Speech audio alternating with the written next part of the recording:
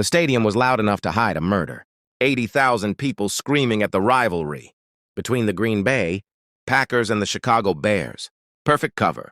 I stood on the VIP platform, my arm around my wife's waist. She leaned into me like we were still a photograph of loyalty. On the giant screen, they flashed our family. My daughter, 14, steady eyes. My father, frail but alive because of her. And my wife, smiling. I felt my phone vibrate in my pocket. Again and again. 71 missed calls. All from the same number. My daughter-in-law. The woman who had shouted 2 nights ago, "If you want to join Thanksgiving, come wash the dishes." I had replied with one word. Enjoy.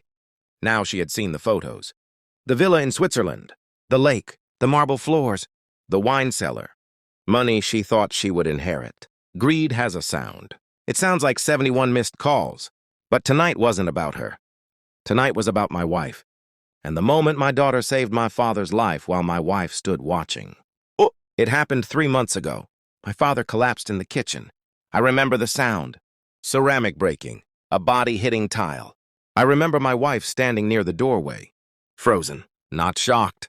Not panicked. Still. It was my daughter who moved. She dropped her phone, checked his pulse, called emergency services, began compressions like she'd rehearsed it in her head 100 times. 14. Steady. My wife watched. Later, in the hospital hallway, I asked her why she didn't help. She said she was scared. Her voice didn't tremble. That was the first crack.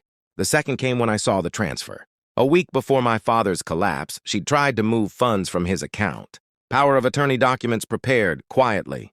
Too quietly. I didn't confront her. I watched. I noticed the new perfume, the late charity meetings, the way she flinched when my father regained consciousness. When he changed his will, and I noticed something else. She stopped looking at me. People who betray you stop making eye contact. They already left. I became careful. Polite. Predictable. At dinner, I asked about her day. I kissed her cheek. I thanked her for supporting my father. Inside, I was dissecting her. Phone records first. An unfamiliar number repeating at 11:43 p.m. Hotel confirmations forwarded to a hidden email. I hired a forensic accountant, quietly. Money was flowing. Not out recklessly. Out strategically. Into an account under a shell company. The name traced back to a man I recognized. An old rival. A man who once lost a contract to my father. Coincidence is a myth. I installed cameras in the garage. I reviewed footage from the night my father collapsed. She was on the phone moments before it happened. Not calling for help. Calling him. And when my father reached for his chest, she didn't move. She watched. Waiting. I replayed that frame over and over. Not shock. Anticipation. My daughter's small hands pressing against my father's ribs. My wife's arms folded. That was the moment something in me went cold. Not rage. Calculation. I moved assets into a trust. Transferred properties overseas, including the villa in Switzerland she'd always wanted to visit but never earned. I changed the will. Then I called the stadium. Booked the VIP platform. 80,000 witnesses. Halftime. The crowd roared beneath us. I leaned close to her ear. "You look nervous." "I'm not," she smiled. I handed her a small envelope. Inside were printed screenshots. Her transfers. The shell company.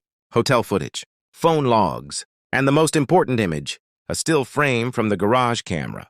Her watching my father fall. Color drained from her face. "You let him die," I said quietly. I was in shock. "You were waiting." She shook her head. Tears formed. Too fast. Too rehearsed. "He changed his will," I continued. "After he survived. Everything goes to our daughter now." Silence. "Your lover," I added. "He won't be receiving that investment either. The account you used is frozen. Fraud investigation pending?" Her lips trembled. "You planned this?" She whispered. "No," I said. "You did." Then the stadium screen shifted. Not by accident. A special family tribute I had arranged. Images of my daughter performing CPR. A narration about bravery, loyalty, family. 80,000 people applauded her. My wife stood beside me, exposed. When the applause faded, I took the microphone. I don't enjoy speeches, but clarity deserves volume. "My daughter saved my father's life," I began, while someone else stood watching. The crowd murmured. "Loyalty," I said, "is not spoken. It's proven." I turned slightly toward my wife. My cheating wife forgot what loyalty means. A ripple phones lifted. Cameras zoomed. Her hand gripped my arm. "Don't!" she hissed. I gently removed her fingers. "Everything you tried to take," I said calmly, "is gone. The accounts, the properties, the inheritance, including the villa in Switzerland you were so eager to see." Her breathing became shallow.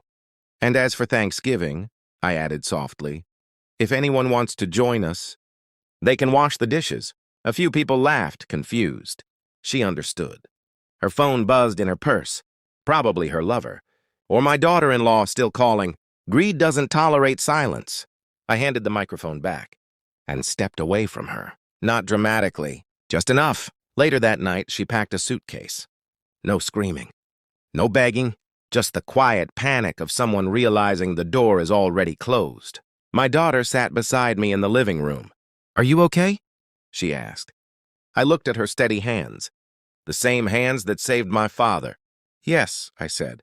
Because I was not happy, not broken, balanced. My phone buzzed again.